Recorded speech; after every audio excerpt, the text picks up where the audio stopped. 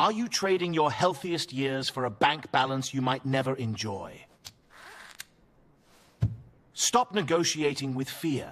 Let's break down the one more year trap before it takes your time.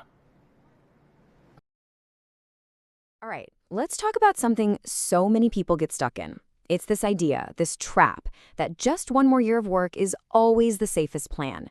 But to really get to the heart of this, we're not going to start with charts and graphs. We're going to start with a true story. A story from an American factory floor that honestly sets the stage for everything we're about to unpack. So picture this. It's 1963, South Bend, Indiana. Thousands of workers for the Studebaker car company are walking into the plant. Just another day. Now, you have to understand, back then, the bond between a worker and their company, it was deep. For decades, they'd been sold this American promise. You show up, you work hard, you stay loyal, and the company takes care of you when you're old. That pension, it wasn't just some line item on a form. It was a pact. It was the whole reason they'd stayed for 20, 30, even 40 years, trading their time for what they believed was a rock-solid guarantee of security. But that guarantee, that promise, it just vanished. Poof. The plant shut its doors for good. And it turned out the pension plan was massively underfunded. For over 4,000 workers, the future they had built their entire lives around was just gone. They did everything right, everything they were told to do. They trusted the system. But the safety they thought they had, it was an illusion. And the story isn't just history, you know? It's a huge warning sign about the dangerous, dangerous gap between a promise and an actual plan. And that brings us right here, to today, to the modern version of that same trap. See, most people working past age 59, they're not doing it because they just love their job so much they can't leave. No, they're doing it because deep down they're negotiating with fear. Fear of the unknown, fear of running out of money, fear of making the wrong call. And let me tell you, fear is an absolutely terrible financial advisor. It's the engine that powers this one more year trap. Okay, so let's really dig into this, because it's tricky. On the surface, working longer feels like the safest, most responsible thing you can do, right? You're bringing in more money, you're saving more. But here's the catch. For so many people, one more year just becomes a way to procrastinate. It's a way to avoid looking at the numbers and making the hard decisions about what you really need. It's like hitting the snooze button on your own life, just to keep that fear quiet for another 12 months, without ever actually building the thing that creates real safety. And this is where a huge fundamental shift has to happen in your thinking. When you're 25, time feels endless, right? But money is tight. So your whole strategy is trading your time for money. But when you hit your 50s and 60s, that entire equation flips. And it flips hard. Money is something you've hopefully built up, but time, specifically healthy, energetic time, suddenly becomes this very real, very finite resource that's draining away. And that changes all the rules. So I want to show you a number. And I'll be honest, this number is meant to make you a little uncomfortable. It's not a dollar amount. It has nothing to do with your 401k balance. It represents something you can never, ever earn back. Yeah, 1,000. If you are 60 years old and in pretty decent health, you've got about 1,000 healthy weeks left. Now, let's be super clear here. This isn't how many weeks you have left to live. This is your health span. These are the good weeks.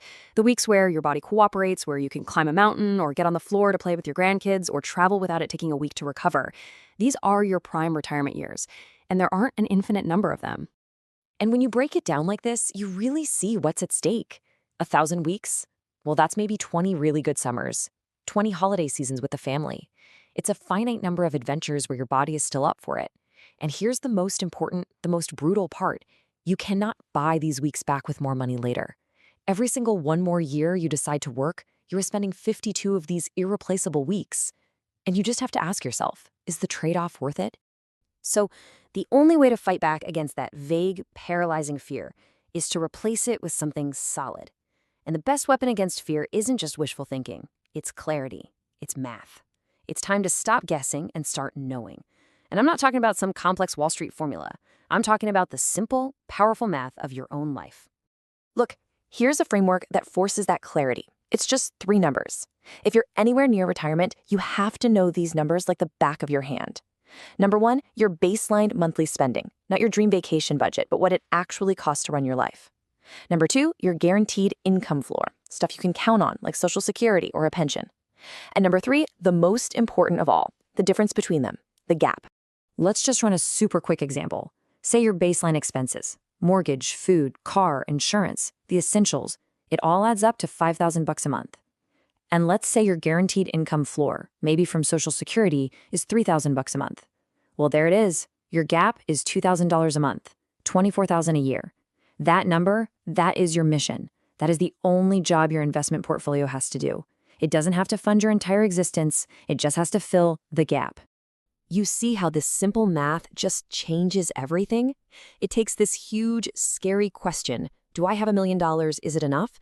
And it turns it into a specific, solvable problem. The new question becomes, how can I make my portfolio generate a reliable paycheck to cover my $24,000 gap? Suddenly, you're not just hoping anymore, you're actually managing a specific problem you can get your arms around. Okay, so knowing your gap is step one, but even when people know the number, they still get scared. They worry about the stock market crashing right when they retire. And that fear is totally real, it's rational, and it actually has a name. Yeah, the biggest boogeyman that keeps people working is something called sequence of returns risk. It sounds fancy, but the idea is simple and terrifying. If the market tanks right after you retire, pulling money out of your accounts to live on hurts way, way more. You're forced to sell your investments when they're down, which permanently cripples your portfolio's ability to bounce back. It really is like a death spiral for your retirement plan. So how do you protect yourself from that? The knee-jerk, fear-based answer is always just work one more year. But that's the trap. The real answer, the strategic answer, is to build a structure.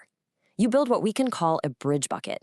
It's just a separate stash of cash, short-term bonds, safe stuff, enough to cover your gap for 2 or 3 years. This bridge buys you the most valuable thing in a crisis, time. It means you can pay your bills without being forced to sell your stocks at the absolute worst possible moment. And building that little bridge marks a huge psychological shift. It's the difference between chasing a rich retirement and securing a free one. A rich retirement is all about getting the highest number possible, maximizing returns, always chasing more. But a free retirement, that's different. Its main job is to minimize disasters. It's about protecting, first and foremost, your ability to stop working and stay stopped. After 59, the goal isn't just to get rich, it's to not get poor. So if the solution is really just some simple math and a smart structure, you have to ask yourself, why is the main story we always hear, work longer, save more, you're not safe enough? Well, you have to ask a pretty simple question. Who really profits when you stay stuck in a cycle of fear, endlessly working one more year? Let's just call it what it is. The villain here isn't the stock market. It's not inflation, and it's definitely not some personal failure on your part. The villain is a system. It's the fear economy. There's an entire financial industry built to make you feel like you are behind, that you're at risk, and that you're never, ever safe enough. Because if you believe you're never safe, you'll just keep working and keep accumulating. And the longer you accumulate, the bigger your portfolio gets, and the longer the industry gets to charge fees on that bigger pile of money. It's an economy that literally profits from your confusion and your fear. So how do you fight back? With action. You can do a simple tactical audit of your own finances, like today. First, find your all-in costs. Add up every single fee and hidden cost. Second, check your concentration risk. Are you really diversified, or is one stock holding all the power? Third, know your cash runway. How many months can your bridge bucket cover your gap? And fourth, look at your tax drag. Are you set up to be as tax efficient as possible? Turn these unknowns into knowns. So if you take one thing away from all of this, let it be this. Freedom isn't about hitting some magic number that keeps moving further away. You retire when you hit a combination of 3 things. When your numbers actually work to cover your gap, when your structure is in place to protect you from panic, and when your mindset finally shifts from chasing rich to securing free. Remember those Studebaker workers? They trusted a promise. Your promise to yourself might be, I'll be safe if I just work one more year.